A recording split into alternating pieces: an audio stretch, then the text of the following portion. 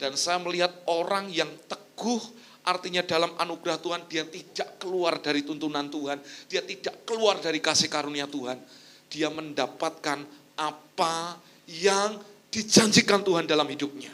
Karena orang yang dia nangkap yang namanya pembaruan besar dalam hidupnya, ternyata orang-orang ini yang akan melihat yang dijanjikan terjadi. Katakan amin. Maka kalau saudara perhatikan di klip yang pertama tadi, jangan berhenti, tinggal sebentar lagi. Katakan amin.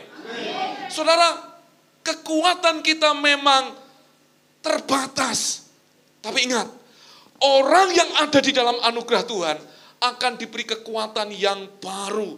Ia akan berlari tidak menjadi lesu, dia berjalan dan tidak menjadi lelah. Bahkan dia akan tetap naik terbang dengan kekuatan sayapnya. Katakan amin. Itu yang Tuhan tunjukkan kepada saya. Makanya di tahun 2025 ketika Tuhan berkata Great Renaissance, saya berdoa, Tuhan, apa yang harus saya sampaikan? Nah, bahwa umatku, untuk mereka kembali, hati mereka, jiwa mereka, roh mereka, bahkan tubuh mereka, untuk mereka masuk dalam sebuah pembaruan besar. Next. Saya mulai dari ini, saudara. Kata Renaissance, saudara, artinya kelahiran baru. Itu dipakai dalam bahasa Perancis. Diterjemahkan itu pembaruan atau kebangkitan. Ngomong dengan saya, pembaruan atau kebangkitan. Nah, saudara dengarkan ini. Ternyata ketika saya membaca ayat ini, pada masa itu di abad 14 sampai abad 17, saudara, terjadi kebangkitan yang luar biasa. Mulai dari budaya, humanisme, bahkan sampai akhirnya terjadi salah satunya reformasi Kristen lewat Martin Luther dan John Calvin, saudara. Waktu saya membaca ini, mulai Alkitab dicetak dengan bebas, saya tanya, Tuhan maksudnya apa? Tuhan hanya renungkan ini. Setiap kegerakan yang besar, setiap pembaruan yang terjadi selalu akan melibatkan ada orang-orang yang mau berkata ya kepada firman Tuhan dan kepada tuntunan rohnya. Katakan amin.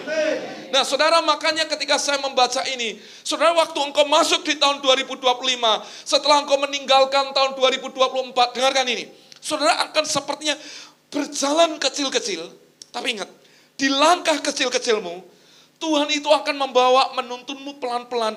Dan pada satu titik, bukan kegagalan yang kita alami, tapi saudara akan lihat bahwa yang dijanjikan Tuhan pasti digenapi dalam hidup kita. Yang sepakat dengan saya katakan amin. Katakan haleluya. Next, saudara, next. Nah, saudara, ini saya nggak tahu kenapa tiba-tiba ininya hilang. Tapi pembaruan kata pertama di perjanjian lama dipakai kata hadas. Jadi kalau ada di antara kita yang namanya hadasah, itu artinya itu dibaharui. Katakan amin. Ternyata yang dibaharui itu apa? Coba dibuka Mazmur 51 ayat yang ke-10. Mazmur 51 ayat yang ke-10. Haleluya. Mazmur 51 ayat yang ke-10. Berarti kalau di Indonesianya ayat 12. Ayat 12, Fano. Oke, yuk sama-sama baca. 2, 3. Jadikanlah hatiku tahir ya Allah, dan perbaharuilah batinku dengan roh yang teguh. Perhatikan, ada kata perbaharuilah, inilah kata hadas. Sama ketika kitab Yeskiel berkata, hari ini aku memberikan kepadamu hati jiwa yang baru, hati yang baru, roh yang baru. Itu dipakai kata hadas, dibaharui. Nah, saudara, ternyata ketika kita mengalami Great Renaissance tadi, dimulai dari hati kita, batin kita yang harus terus mau dibarui. Ingat gini, semua yang baru tidak bisa kita taruh di kirbat yang lama. Bocor. Maka anggur yang baru harus dimasukkan kepada kirbat, dalam bahasa aslinya, yang diperbarui. Maka izinkan malam hari ini belajar kata hadas. Barui hatiku Tuhan. Ayo ngomong dengan saya. Barui hatiku Tuhan. Semua luka, semua hal-hal, bayangan masa lalu, rasa bersalah, intimidasi. Bahkan kalau kita berpikir, aku hari ini gini karena kesalahanku masa lalu, maka Tuhan hukum aku. Ada banyak orang ngomong gitu, sama berkata, Tuhan tidak pernah menghukum saudara. Tuhan mengasihi saudara. Tuhan ingin hari ini datang pada Tuhan dengan kerendahan hati berkata gini, baharui hatiku Tuhan dengan roh yang teguh. Ini waktu ini adalah di ayat ini, waktu Daud ini dari dosa saudara. Dia berdosa dengan Batsheba, lalu dia berkata pada Tuhan, baharui hatiku Tuhan. Saudara dengarkan gini, orang yang berdosa biasanya tertuduh. Betul ya? Tapi lihat, Daud berani datang. Aku datang baharui hatiku. Sebenarnya Daud mau berkata gini, Tuhan aku tahu aku enggak layak. Tapi anugerah-Mu memampukan aku untuk hatiku dibaharui. Tahun ini, saudara, baharui hati kita di dalam anugerah Tuhan. Next. Dalam perjanjian baru ada 3 kata tentang pembaharuan itu. Anakainosis itu kata yang dipakai gini. Di Roma 12 ayat yang kedua dipakai kata gini. Berubahlah oleh pembaruan budi. Adakah di sini budi? Budi itu di mana, saudara? Budi. Budi itu apa sih, saudara? Ayo, budi itu apa? Karena kalau saudara lihat kata budi di sana itu pikiran kita. Jadi kenapa kita perlu dibaharui pikiran kita? Karena gini, apa yang dilakukan orang yang nampak kelihatan lewat sikap kita, semua dimulai dari kalau pikiran kita jahat, maka sebentar lagi ada perbuatan jahat yang akan keluar. Tapi kalau pikiran kita dibaharui di dalam Kristus, di dalam firman-Nya, saudara ingat nih, hidupmu pasti berubah. Hidup kita mau nggak mau, anugerah Tuhan itu memampukan kita berjalan semakin lama semakin hidup dalam kebenaran Tuhan. Kita sadar kita nggak mampu dengan kekuatan kita, tapi anugerah Tuhan memampukan kita sehingga kita berjalan dalam kebenaran. Maka dikatakan Kristus itu adalah di dalam Dia ada yang namanya kasih karunia dan kebenaran, grace and truth. Artinya waktu Bapak Ibu ada di dalam Tuhan, izinkan pikiran kita diubahkan. Ada banyak orang ngomong, aku yang ini, awet cilik pancet kok yang ini, aku yang kok ini. Berubahlah. Sama ngomong kayak gini, Tuhan tidak menciptakan kita seperti robot. Nek wis kayak gini bakal gini. Bahkan Tuhan menciptakan kita, Alkitab berkata, sempurna. Betul? Jadi hari ini jangan hakimi diri kita dan berkata, aku nggak mungkin berubah. Sama berkata, Tuhan sanggup membarui hidup kita. Amin. Selanjutnya saudara, kata yang dipakai kedua adalah palingenesia. Artinya itu Dia telah menyelamatkan kita melalui pembaruan oleh Roh Kudus. Yang kedua ini penting. Kenapa? Karena berkaitan gini, setelah firman mengubahkan, membarui kita, yang kedua adalah Roh Kudus. Saudara gini, kita ini tidak ditinggalkan yatim piatu. Amin. Tuhan kita bukan Tuhan yang jauh, yang di sorga, lalu kita bengok-bengok untuk teriak-teriak dengan Dia. Tidak. Tapi Alkitab jelas berkata, waktu Yesus hendak terangkat ke sorga, Dia berkata, aku akan mengirimkan penolong dan penghibur, Parakletos, yaitu Roh Kudus. Dan ternyata salah satu hal yang dikerjakan Roh Kudus, membarui hati kita, jiwa kita. Maka orang yang bahkan pecundang seperti Petrus, ketika dia dibaharui oleh Roh Kudus, ketika peristiwa Pentakosta dia berdiri, dan akhirnya Bapak Ibu dia berkhotbah dari orang nelayan yang mungkin tidak termasuk golongan orang intelek. Tapi tiba-tiba ketika dia berkhotbah, ada sesuatu yang keluar dari perkataannya, dari khotbahnya, dan menggerakkan 3.000 orang untuk bertobat dan terima Yesus. Dan memberi dibaptis. Berarti gini loh saudara, Roh Kudus itu berperan penting dalam hidup kita. Makanya gereja kita kenapa penting untuk kita ngalami yang namanya perjumpaan pertama, yaitu baptisan Roh Kudus. Betul? Saudara yang hari ini kita berkata, Pak, apakah perlu dibaptis Roh Kudus? Saya mau berkata, setiap orang percaya, waktu dia terima anugerah Tuhan, dia harus mengalami yang namanya baptisan Roh Kudus. Setelah baptisan Roh Kudus, orang harus mengalami yang namanya dipenuhi kepenuhan Roh Kudus setiap hari. Katakan amin. Ini penting buat kita. Kenapa Bapak Ibu? Karena orang yang terus berjalan dituntun Roh Kudus, berarti hidupnya ditolong Tuhan. Orang yang berjalan dengan Roh Kudus, waktu demi waktu dia melibatkan Roh Kudus dalam hidupnya. Dengarkan ini. Sekalipun ada banyak hal yang bisa mencelakakan kita, Tuhan pasti luputkan itu dalam hidup kita. Amin. Katakan amin. Amin. Katakan haleluya. Saudara, saya mau ingatkan kita, maka penting untuk bergaul dengan rohnya. Betul Bapak Ibu. Saudara, kalau Bapak Ibu punya semua karunia yang diberikan Tuhan buat kita, apapun itu, salah satunya yang selalu saya ingat Bapak Ibu adalah kayak gini. Aktifkan manusia roh kita untuk kita bersekutu dengan Roh Kudus. Lewat apa? Berdoa bahasa roh. Kalau engkau berkata, Pak, tapi saya belum punya. Anda harus minta kepada dia. Katakan amin. Alkitab jelas berkata, waktu engkau berdoa dengan keluhan-keluhan dengan yang tidak terucapkan, roh itu menolong kita. Maka orang yang ingin bergaul semakin lebih dekat dengan dia. Saudara, ketika dia berdoa dalam bahasa roh, ada banyak hal yang sebenarnya kita berdoa melampaui batas akal budi kita. Roh Kudus itu menolong kita. Katakan amin.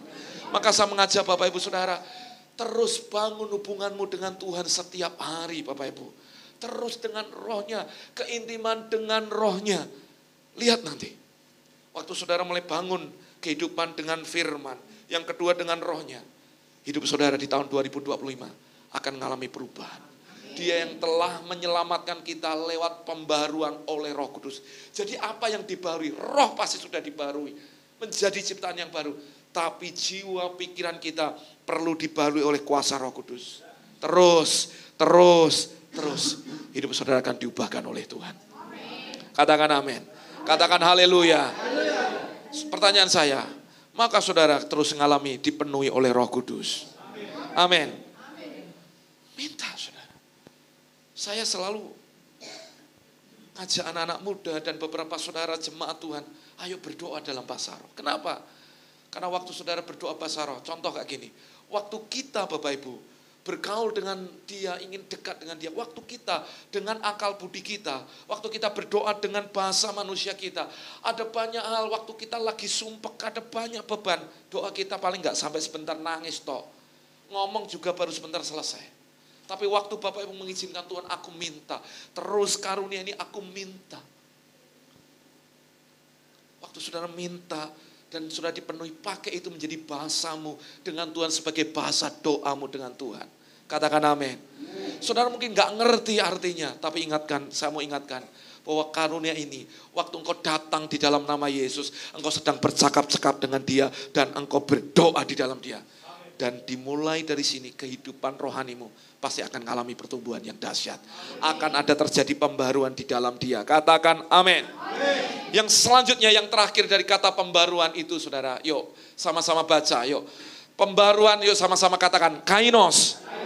Kainos itu baru dalam pengertian kualitas yang baru. Ngomong, kualitas yang baru. Saudara, wadahnya, casingnya kita itu tetap sama. Tubuh kita masih tetap sama, ya modelnya kayak gini. Tapi yang diubahkan tuh yang di dalamnya. Dan Tuhan itu selalu berurusan dengan yang di dalam kita. Betul kan? Urusannya tuh yang di dalam kita. Nah banyak orang pengen ngubah casingnya. Betul kan?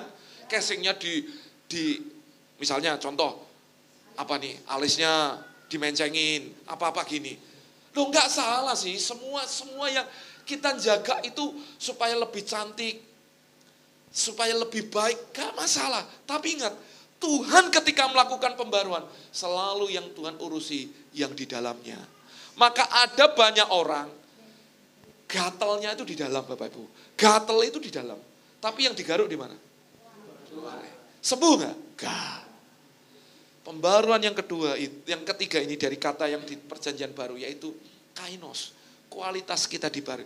Jadi di tahun Great Renaissance ini Bapak Ibu, Tuhan ingin memunculkan kualitas yang terus dibaharui di dalam dia.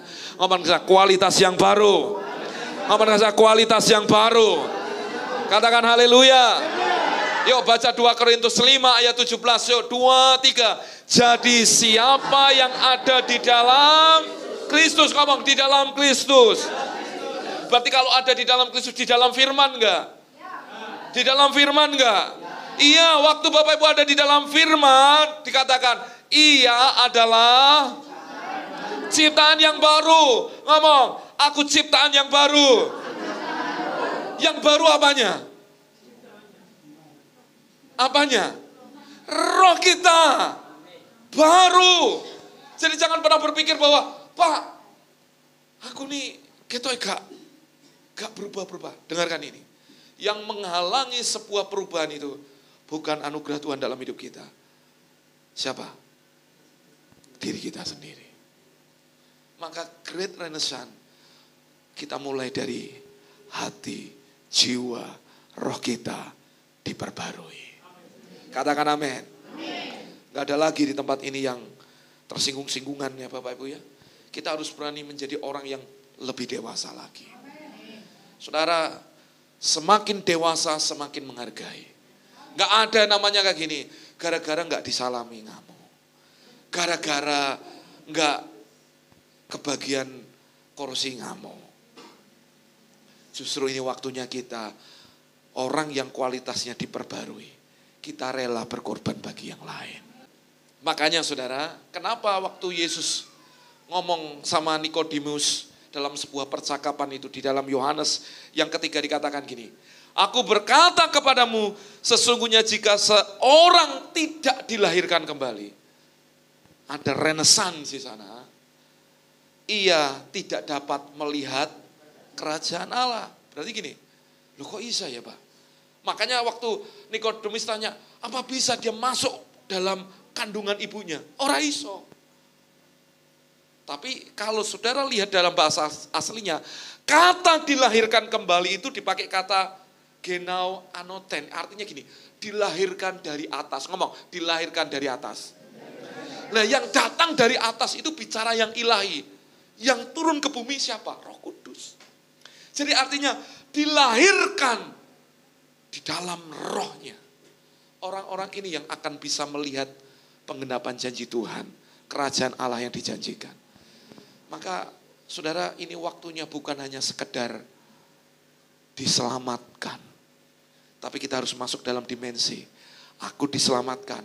Aku mau terus ngalami hidup dibaharui di dalam Tuhan. Katakan amin. Jadi bergaul dengan firman dan Roh Kudus. Kesimpulannya, yuk baca sama-sama next. 2, 3. Pembaharuan besar terjadi saat umat Tuhan tinggal dalam firman-Nya dan Roh Kudus berdaulat dan menuntun hidupnya. Baca sekali lagi. Pembaharuan besar terjadi saat umat Tuhan tinggal dalam firman-Nya dan Roh Kudus berdaulat dan menuntun hidupnya. Ingat saudara, tahun ini waktu dalam doa saya, perenungan saya, tiba-tiba saya itu dapat impresi Tuhan kayak gini. Orang yang tahun ini, Bapak Ibu putuskan kayak gini, aku mau baca firman. Aku mau Tuhan, tolong aku Tuhan, aku mau renungkan firman. Aku mau Tuhan, aku mau mengenal firman-Mu, maka beri aku kemampuan baca, dengar firman. Dengarkan nih saudara. Waktu saudara ngambil keputusan yang demikian, di tengah kondisi waktu Bapak Ibu yang mungkin sibuk, saudara akan lihat, tiba-tiba ada sebuah kapasitas iman yang besar, yang Tuhan akan naikkan dalam hidup saudara. Dan ketika ada iman, ada yang namanya mujizat-mujizat yang akan tersedia buat hidup kita. Maka dikatakan gini, orang yang hidup oleh iman, dia akan lihat mujizat. Maka dikatakan, orang benar hidup karena percayanya, imannya. Nah iman dibentuk oleh firman. Maka waktu saya merenungkan Great Renaissance, Saudara, waktu engkau mulai memutuskan, aku mau renungkan firman, aku mau dengar firman, aku mau baca firman, aku mau Tuhan terus ngalami firman. Lihat nanti, sepanjang 1 tahun, saudara akan lihat ini, langkah-langkah kecil akan menjadi langkah-langkah mujizat yang saudara akan lihat dalam hidup saudara. Yang sepakat dengan saya katakan amin. Itu yang pertama. Yang kedua, saudara, jangan pernah berhenti untuk bergaul dengan rohnya. Kalau saudara dituntun oleh roh Tuhan, maka setiap keputusan di tahun ini yang Bapak Ibu akan ambil, dalam keputusan apapun, dalam pekerjaan Bapak Ibu, dalam pergumulan apapun yang Bapak Ibu hadapi, tanya kayak gini, Roh Kudus, apa yang harus aku buat? Kalau saudara ini bicara masalah hutang, ini bicara masalah ada sesuatu yang saudara harus lunaskan, saudara gini, jangan pernah meminta atau menggali lubang dengan sepertinya Anda mencari pertolongan-pertolongan. Maka tanya Roh Kudus. Saya mau berani tantang Bapak Ibu ini. Waktu Anda izinkan, Roh Kudus tolong saya. Setiap apapun yang akan saya buat, Tuhan pegang tangan saya. Sehingga keputusan yang saya ambil bukan lagi keputusan manusia, tapi keputusan karena itu adalah keputusan Tuhan. Hidup saudara akan berbeda. Dan di tahun ini Bapak Ibu, saya ingatkan di mimbar ini. Ketika Bapak Ibu berjalan, ada tawaran-tawaran yang kelihatannya membuat Bapak Ibu cepat naik. Saya ngomong stop. Stop. Di balik yang saya lihat, di tahun ini ada banyak orang jatuh. Ternyata mereka adalah orang-orang yang melihat kelihatannya, contoh nih, bisnis, tiba-tiba bisnisnya gampang nih cepat naik. Entah investasi ini gini-gini, tiba-tiba ketemu orang gini, tanpa bertanya Roh Kudus. Akhirnya ternyata itu adalah jebakan yang membuat Anda semakin justru mengalami kehancuran. Tapi orang yang dituntun oleh Roh Kudus, saudara akan berani berkata tidak untuk setiap jebakan. Setiap jebakan itu saudara akan berkata tidak. Dan saudara akan berjalan. Kelihatannya mungkin akan sedikit lebih lama.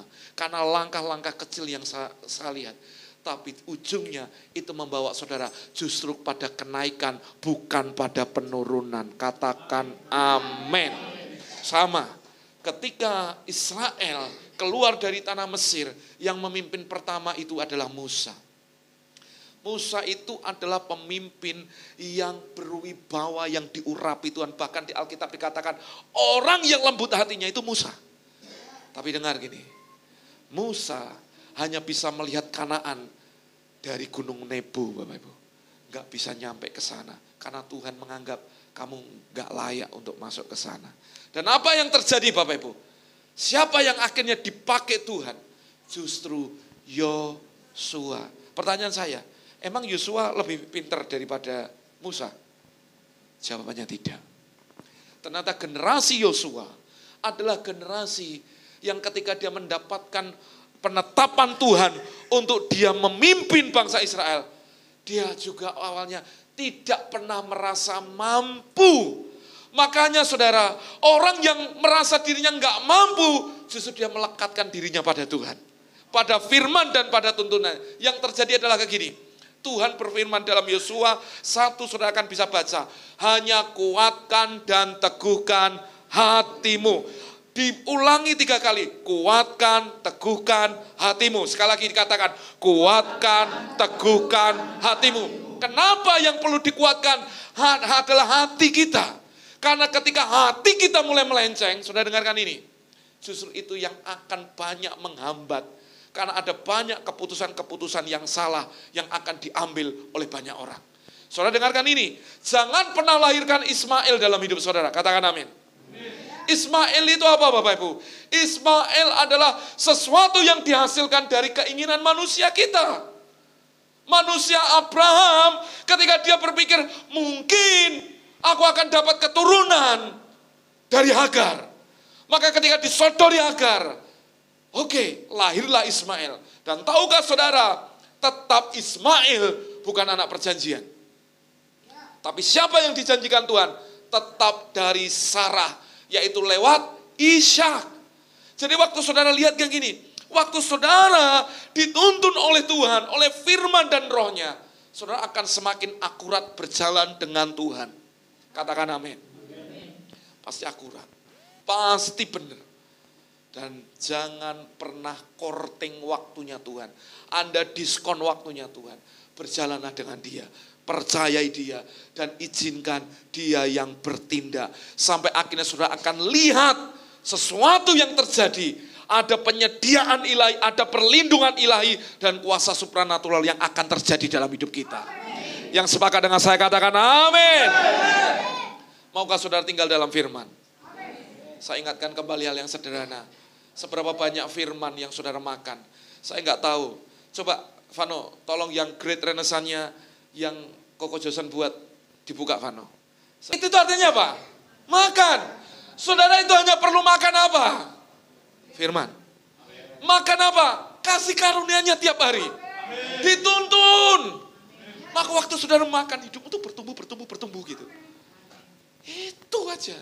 Saudara makani anak saudara kan tiap hari. Pasti bertumbuh gak? Ya iya dong.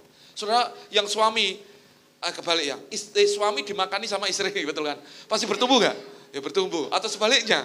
Dan saya nggak tahu. Cuma saya mau berkata saudara, waktu kita makan hal yang benar, firman, saudara nggak usah gini loh, paksa-paksa. Oh, ayo berbuah, pasti berbuah.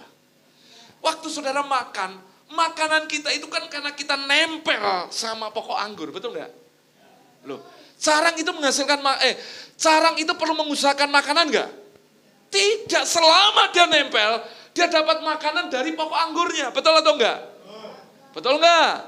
Makanya waktu dia nempel, dia melekat dengan pokok anggur itu, terjadi ada yang namanya supply Tuhan di sana.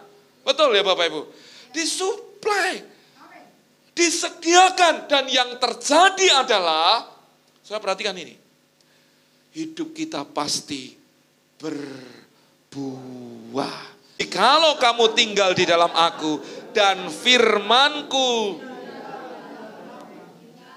mintalah. Nah, ini kan suka orang Kristen suka mintalah. Nah, kita makanya jadi peminta-minta kan. Tapi yang di depannya enggak kita baca. Jika kamu tinggal di dalam Yesus dan firman Yesus di dalam kita, mintalah. Otomatis hati kita bukan kedagingan, betul kan? Hati kita itu ya pasti dipenuhi dengan kehendak Allah ini.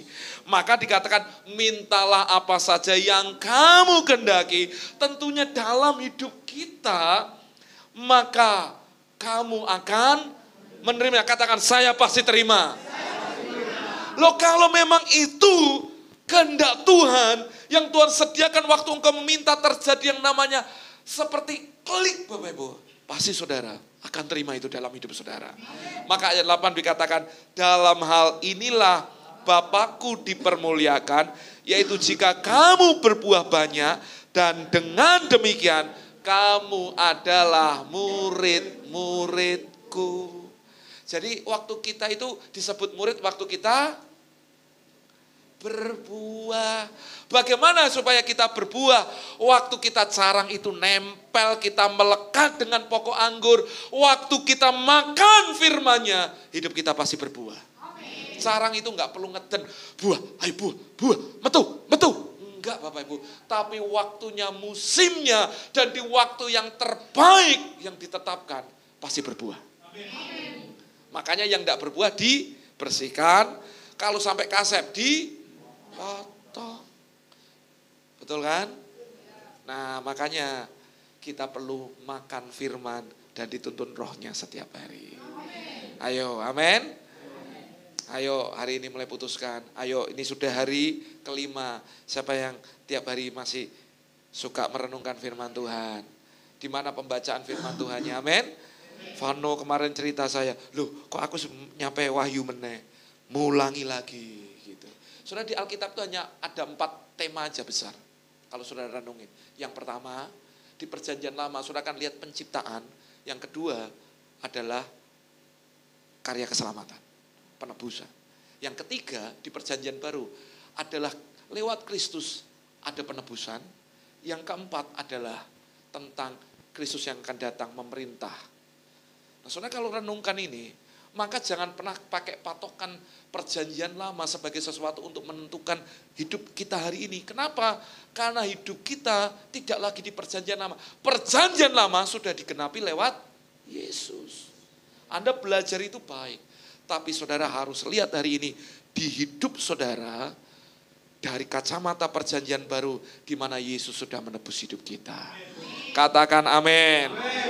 Ya, saudara, yuk. Sekarang apa yang akan terjadi? Next. Haleluya. 3 hal ini yang saya berdoa terjadi dalam hidup kita. Yuk sama-sama baca dampak pembaruan. Yang pertama, perlindungan ilahi. Yuk baca, Bapak bisa baca ya. 2, 3. Tuhan berjanji dalam Mazmur 91 ayat 1 sampai 4. Disebutkan bahwa mereka yang tinggal dalam naungan yang maha tinggi akan mengalami perlindungan ilahi. Maksudnya apa? Maksudnya gini, orang yang dibaharui hatinya, orang ini akan tetap tinggal, gak berhenti Bapak, dalam naungan Tuhan. Tapi yang berhenti, berarti dia keluar dari tudung Tuhan. Bukan Tuhan gak melindungi, dia yang keluar dari tudung ini. Di luar sana ada banyak sakit, penyakit, kehilangan, kegagalan, banyak wabah, banyak tulah. Tapi orang yang duduk dalam lindungan yang maha tinggi adalah orang yang bisa menetapkan diri. Apapun yang terjadi, aku tetap di dalam Kristus. Aku tetap di dalam Dia. Mazmur 91 ayat 1 sampai 4 katakan, orang yang duduk dalam lindungan yang maha tinggi dan yang bermalam dalam naungan yang maha kuasa akan berkata kepada Tuhan, tempat perlindungan kami dan kubu pertahanan kami, Allah kami yang kami percayai. Katakan amin. Nah saudara, dalam lindungan yang maha tinggi ini apa? Kalau saudara lihat itu di secret place of the most high. The secret place of the most high. Saudara, tempat rahasia di dalam lindungannya. Nah, orang yang bisa masuk tempat rahasia bukan sembarang orang, tapi orang yang dibaharui hatinya loh di sana. Yang mau tetap berkata, apapun dah, walau sana sini situ pusing, semua orang susah, tetapi aku kan tetap percaya. Dia akan tetap di dalam Tuhan. Katakan amin.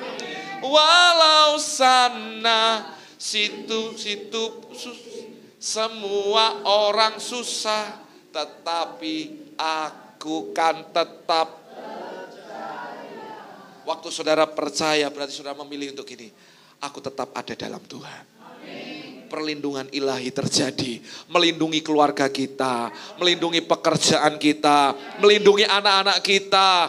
Tuhan melindungi usaha kita, Tuhan melindungi orang-orang terdekat kita. Amin. Tuhan melindungi kita dari semua wabah, sakit, penyakit apapun. Tuhan melindungi kita dari tulah dan bencana. Katakan amin.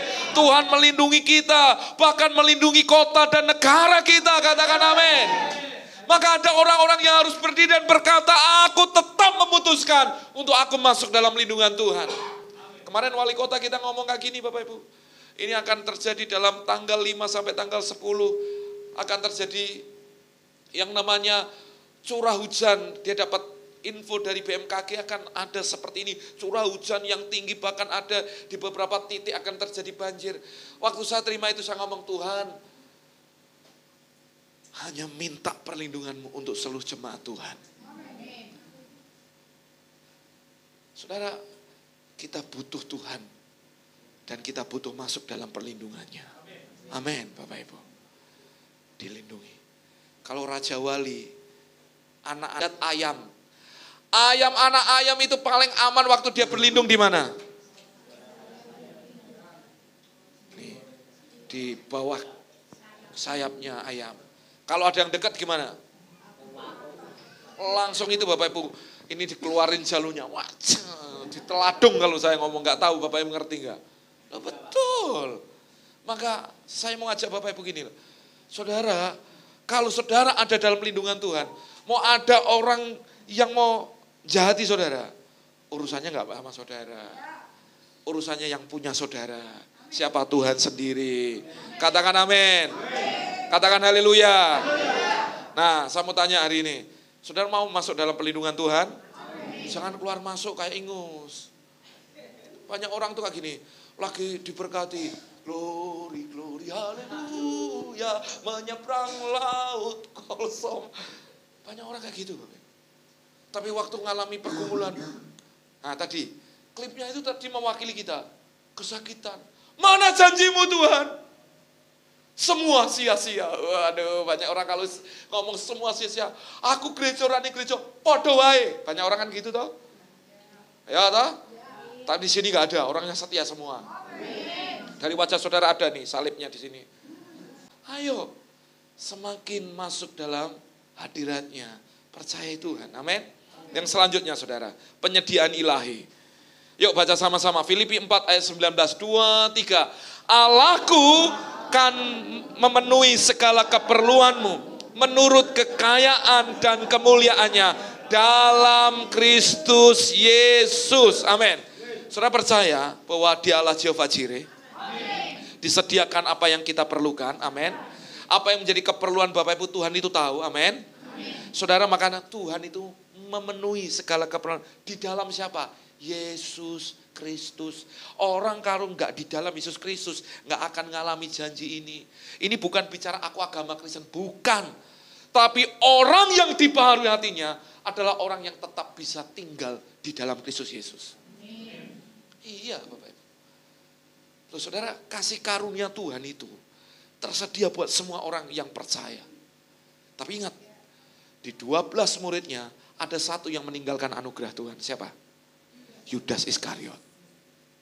Saya mau tanya, emang waktu Yudas itu dia menggantung diri, dia menyesal dengan dia menggantung diri, lalu bakalnya dia akan bisa membayar penyesalannya, bisa nggak? Nggak bisa.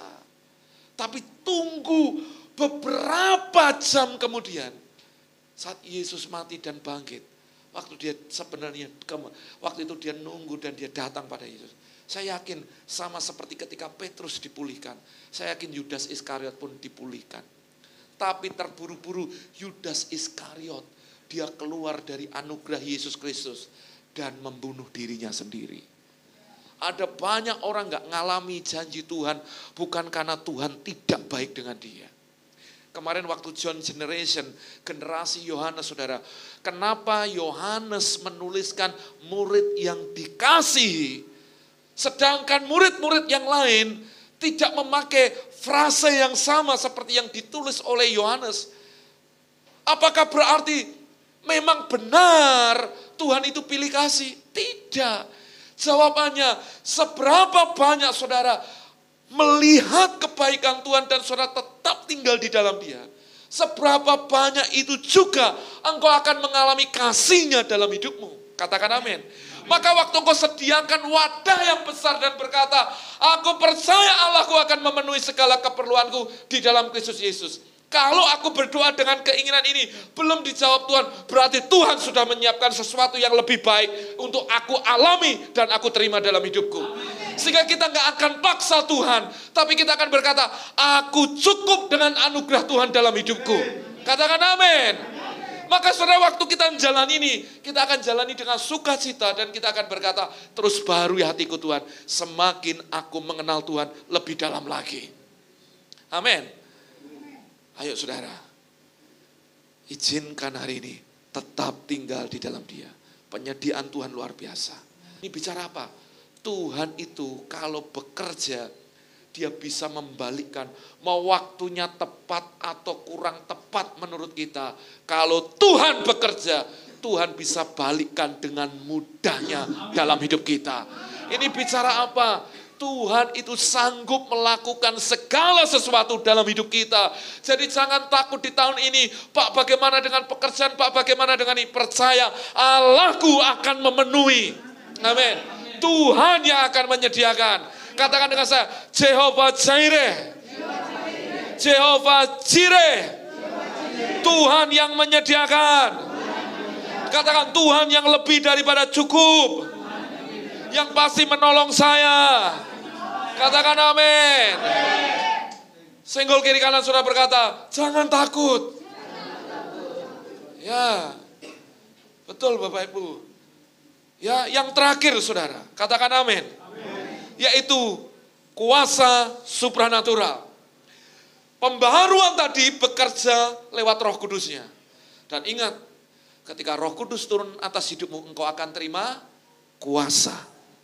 Katakan terima kuasa. Saudara, dalam bahasa Yunani ada 4 kata yang dipakai untuk kuasa. Yang pertama itu dunamos, exousia, kratos. Yang keempat itu energo.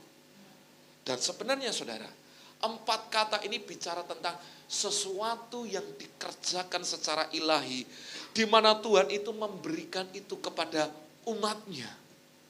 Nah, kata ini waktu kita terima Roh Kudus, kita terima kuasa. Waktu kita terima kuasa, hal yang sama ketika rasul-rasul Tuhan Yesus bisa dipakai untuk melakukan tanda-tanda dan keajaiban. Saya pun berkata hari ini, sebenarnya keajaiban dan tanda-tanda mujizat bisa terjadi lewat hidup setiap kita semuanya. Jangan ngomong, Pak saya masih muda, Pak saya sudah ketuaan, Pak saya enggak usah terlalu gitu. Enggak. Kita perlu mujizat dan kuasa supranatural terjadi dalam hidup kita. Jadi saudara, mari percayai anugerah Tuhan ini dalam hidup kita.